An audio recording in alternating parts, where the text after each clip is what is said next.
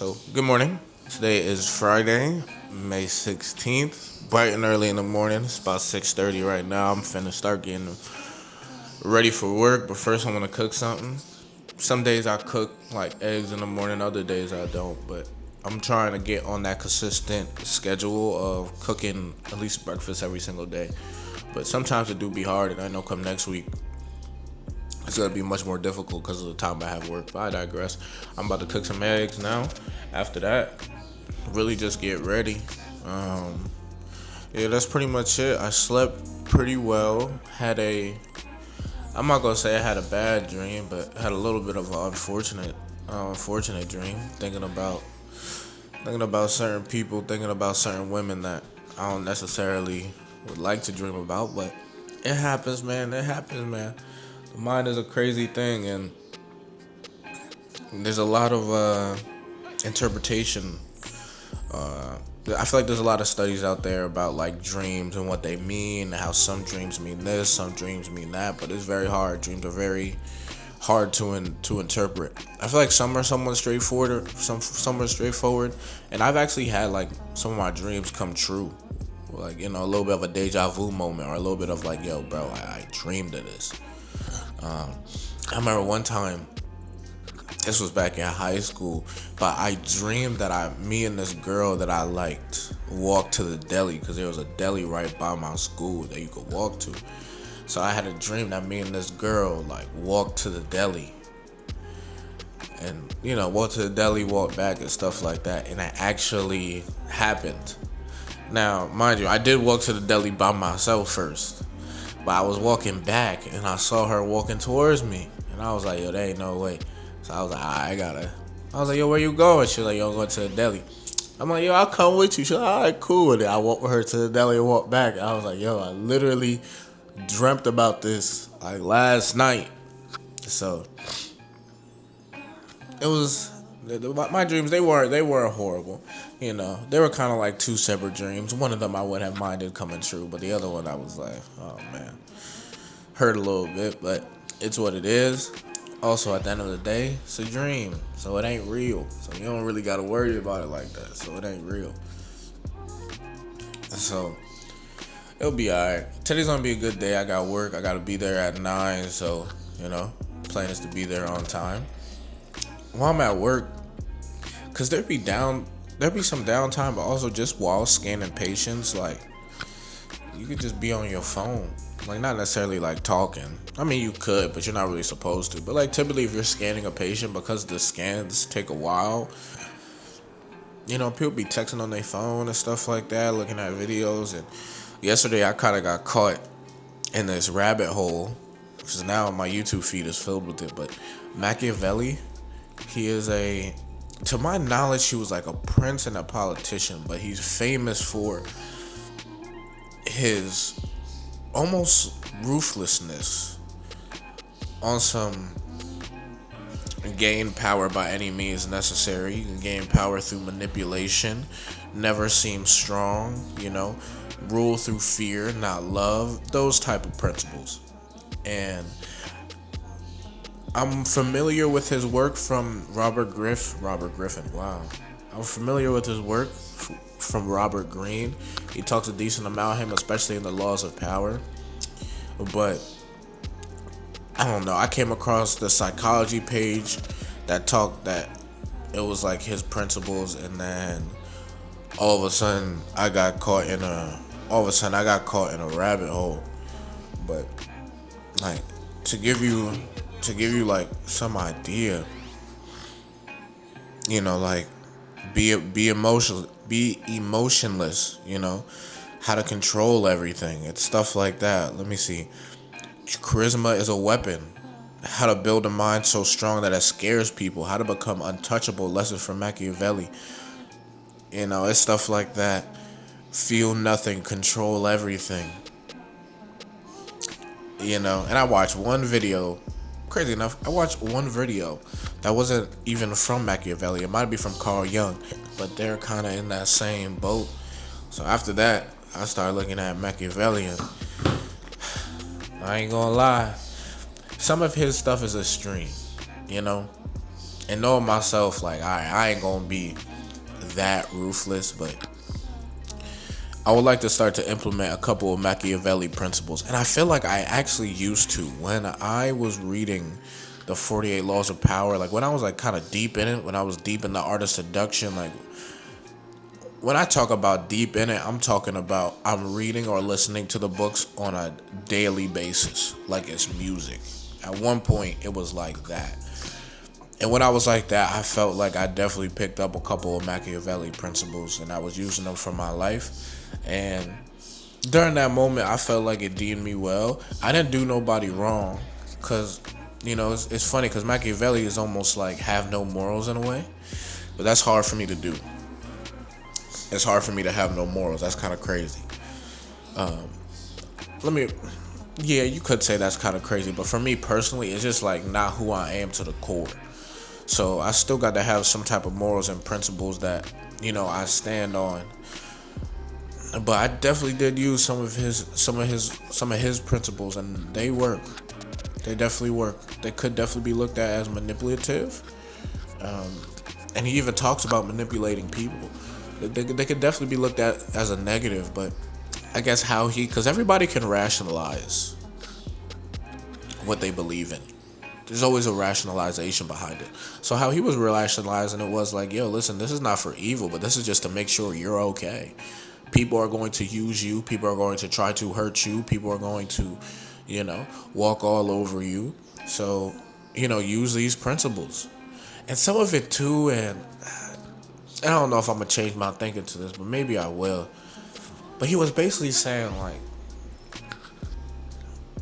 I'm going to paraphrase this. I'm going to paraphrase this, and I might be wrong, but that's fine. Almost like no one loves you. Like, no one's really loyal to you. They're more like just loyal to what you can do for them. And once you have no value, or once you aren't able to help them, they won't be loyal to you anymore. Nobody loves you. They just love you for what you can do. And once you aren't able to do what they love, then they'll leave you. So it's like, if that's the case, if everyone really wants something for you, it's kind of like play that game back. Make yourself as valuable as you possibly can. And this way, if people try to use you, that's fine, but you kind of use them as well. And you kind of also understand you don't need them. And that's where true power comes from, is the fact that you don't need them, they need you. So now you have leverage, and now you play off your leverage to get what you want. It's a great idea. Could be very manipulative depending on how you want to swing it. But it's a great way to think about it. And I was listening to that, and I was like, yeah, I don't even think homie wrong, for real. I was like, I don't even think homie's incorrect. So his principles, I believe, are very, very interesting. And I do think he has a point. Perception is everything. He's also was talking about just like, people don't look at reality. People look at what they see. So play into that. Play into that perception and your persona. Don't worry about reality, because majority of people don't really even care about reality or look at reality. Carry yourself a certain way. Change how you act. Change how you talk. Change how you dress. Basically act greater than what you already are, because society is not going to look deeper into the reality. They're just going to see, the pictures you post and how you carry yourself out in public, and just assume, hey. And you know what? To a certain extent, I've kind of already done that aspect in terms of suiting up, like wherever I go. People, everyone thinks I'm older than what I am, and everyone thinks I'm significantly more important than who I am, and everyone thinks that I'm significantly more successful than I am. I be at work, dressed up. Y'all already know. You see how I dress. With the lab coat on, suit, with the lab coat on. And people be calling me doctor, bro. I have patients be like, oh, hey, doctor. Oh, thank you, doctor. Stuff like that. I'm not no damn doctor, but I look like it. I'm dressed like it. So people assume, hey, I'm a doctor. When I'm walking out in public with the suit on, people think, I'm a little bit more important. And it's crazy because they treat me differently. When I first started at this job here, I used to wear scrubs. And I didn't like how I was treated. Now, I wasn't disrespected, but like, they still treated me as if I was the student there, which at that point I wasn't. I'm a tech now. But they kept treating me like I was a student. They kept treating me like I was a little kid. I ain't like that. So what I do is I stepped up my wardrobe. And I noticed it changed immediately. And I didn't even step it up to the whole button-up shirt and tie. I went from scrubs to a fitted t-shirt and some chinos, and I used to tuck my shirt in. And as soon as I started dressing like that, people started to take me more seriously. They started to treat me different. I noticed they didn't start treating me as a kid. And, that continued to elevate until now, where I'm wearing full-on button-up tie and all that. And people calling me doctor. And my coworkers, they don't treat me like I'm no kid no more. They treat me with respect I believe I deserve. But all this plays into what Machiavelli was saying. Is like, people care about perception. They don't care the truth. They just care about what they see. And it does make sense, because I feel like a lot of people don't really look at what reality is, including myself. We're fooled by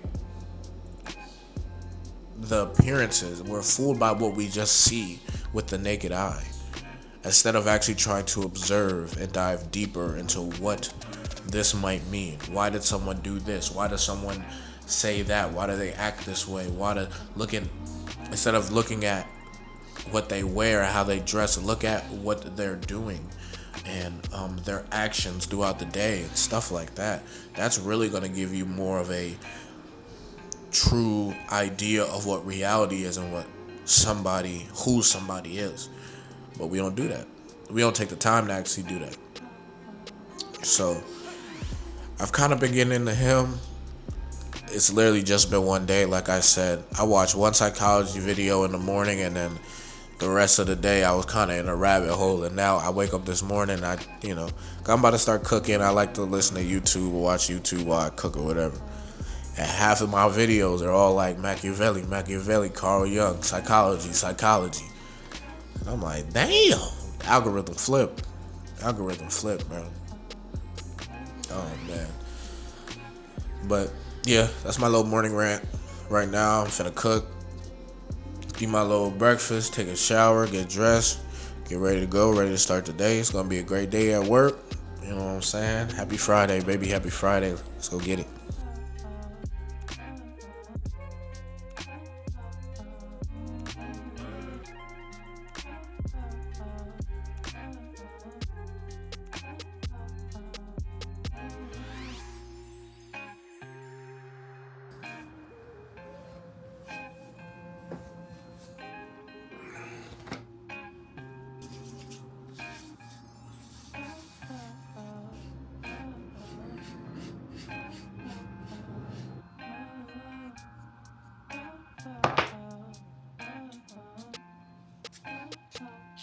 What's good, y'all? So, end of the shift, my day is over.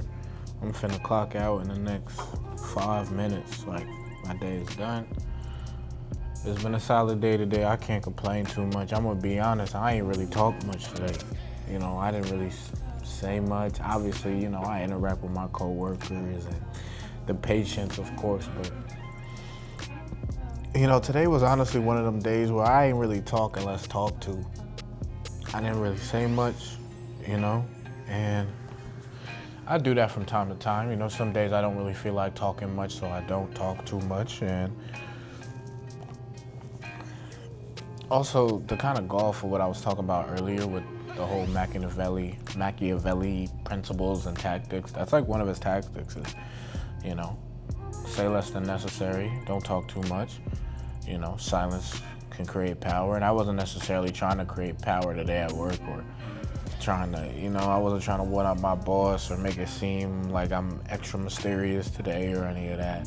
It was just I wasn't really trying to talk, and then I kind of thought about the Machiavelli principles, and I was like, you know what, maybe I'll just implement that. I won't talk much today. So that's pretty much what I did. I didn't really say too much. Pretty much just stayed to myself, scanned the patients that I needed to scan, and that's pretty much it.